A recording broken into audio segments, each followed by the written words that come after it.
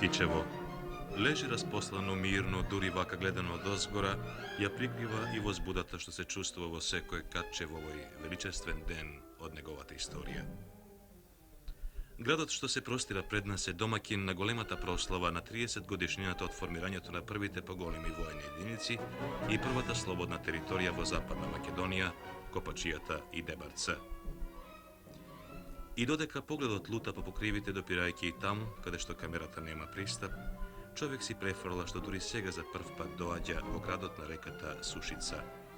Затоа е и разбирлива неговата вчудовиденост кога доаѓајќи по современиот пат што скршнува некаде од Маврово па наваму, ќе се најде наеднаш пред западниот градски булевар.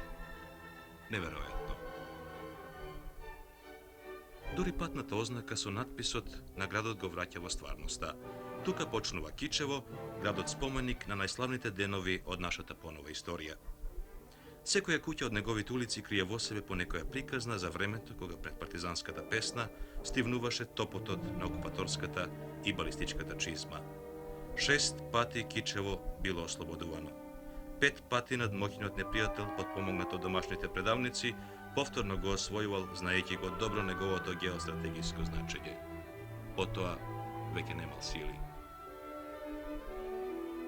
Цели 3 децении не делат од денот што не бледне во сеќавањата на постарите кичевчани и за кого од преданијата знаат сите млади од овој град.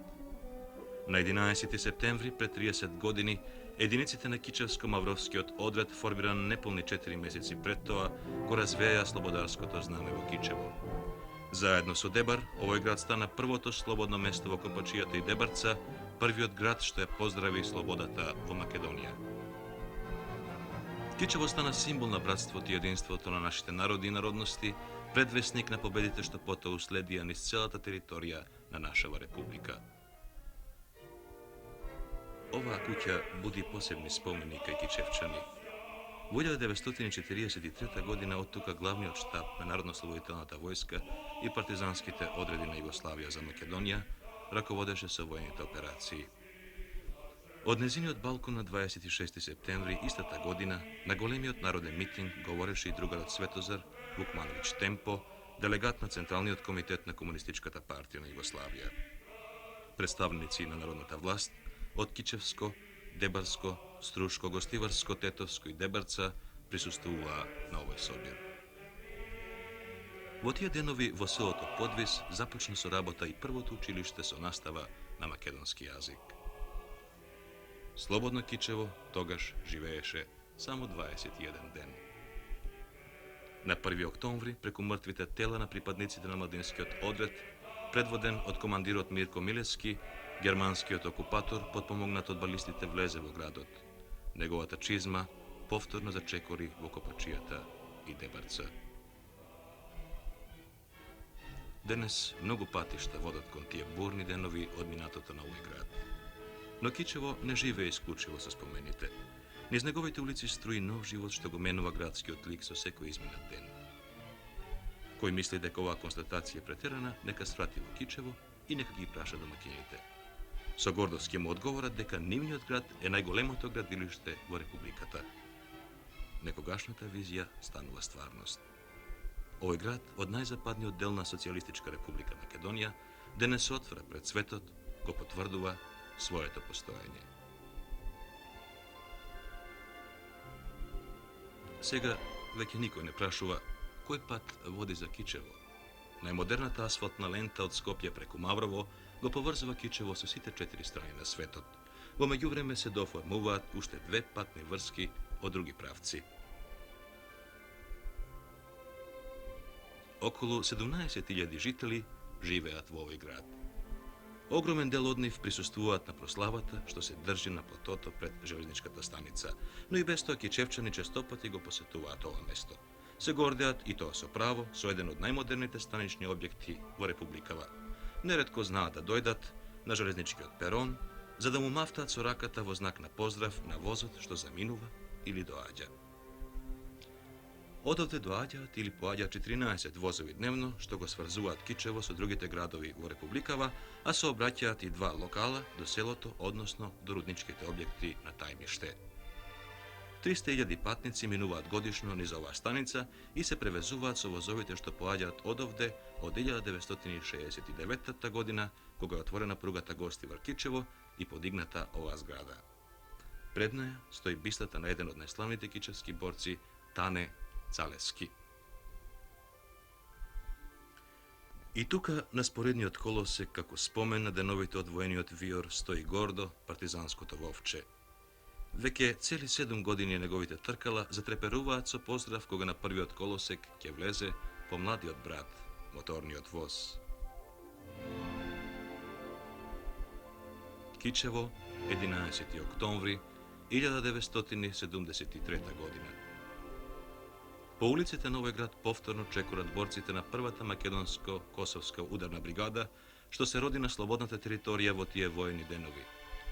Заедничката борба на македонците, албанците и турците против окупаторот братски и единствено продолжува и денес за одбрана на скапо платената слобода и за поубава иднина на генерациите што доаѓаат. Таа заедничка идеја и незината реализација се огледа во многобројните успеси што ги постигна кичевското стопанство. Навистина, оваа комуна се уште се вбројува меѓу 5 недоволно развиени подрачја во републиката, но остварувањето на среднорочниот план за развој гарантира дека таквата состојба ќе биде надмината. Потврда за тоа се постојните стопански објекти, а доказ повеќе е и проектот на рудникот за јаглен и термоелектричната централа Осломеј, што ќе станат стварност до крајот на 1977 година. 1.200.000 тони јаглен е годишниот капацитет на рудникот. Централата ќе има јачина од 120 мегавати во првата фаза. Во двата објекта ќе се вработат околу 330 работници. За своите постигања кичевчани ќе можат да јавуваат преку автоматската телефонска централа нов момент во нивниот живот што уште повеќе им го доближува светот. Кога сме веќе кај постигањата во стопанството, да продолжиме по овој ред. Вранештица доскора мала, непозната фабрика прераснува во вистински керамички комбинат со осмислена концепција за побрз развој. Во комбинатот работат 267 работници кои остваруваат бруто продукт од околу 50 милиони динари. Дознавме дека нивниот просечен личен доход изнесува 1500 динари. Незиното производство е од околу 20 милиони единици фасадни цигли и однапред е продадено. Сличен е и случајот и со другите така наречени клинкер производи на керамичкиот комбинат Вранештица. Дрвно-индустријскиот комбинат Копачка, интегриран со предпријатието за дрвна индустрија Треска од Скопје, има 1000 работници со просечен личен доход од 1520 динари месечно. Работните единици пилана, паркетара, шперана, столици и маси, каучи и иверасти плочи планираат 8,5 милијарди стари динари вкупен приход за идната година. Не заостанува ни фабриката за навојни производи Тане Цалески, која покрај 3.500 тони навртки годишно веќе се ориентира и кон нови производи барани на пазарот завртки за лим, дрво и друго. Тајмиште. На извесен начин символ на градот. Најголемиот рудник на железна руда во Социјалистичка република Македонија, главна суровинска база на железналицата Скопје, во чиј состав успешно работи од 1969 година. Годишниот план со успех се реализира. По 2 композиции дневно полни со руда итаат кон Скопскиот металургиски комбинат. Железната руда не сме да го запре одот кон железарницата. Меѓу позначајните организации во градот се вбројуваат и автотранспортното предпријатие интегрирано со железничко-автобускиот сообраќај од Скопје, производно-трговското предпријатие Младост, земјоделското стопанство Кичево, деловната угостителска единица на Интеримпекс Метропол, чиј најголем зафат засега е новиот хотел од висока Б категорија Унион. Кичево чекори напред и на културно-образовен план. Како центар на воените операции во Западна Македонија пред 30 години, градот ќе се здобие со музеј за експонати од Народно-ослободителната војна во овој дел од републикава. Голема активност развива и културно-уметничкото друштво Нико Пусовски, а забележлива е и дејноста на приврзаниците на поезијата.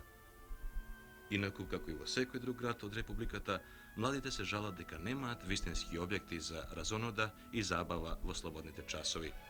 На подрачјето на општината се опфатени околу 8000 ученици кои работат во 14 централни и 44 подрачни училишта.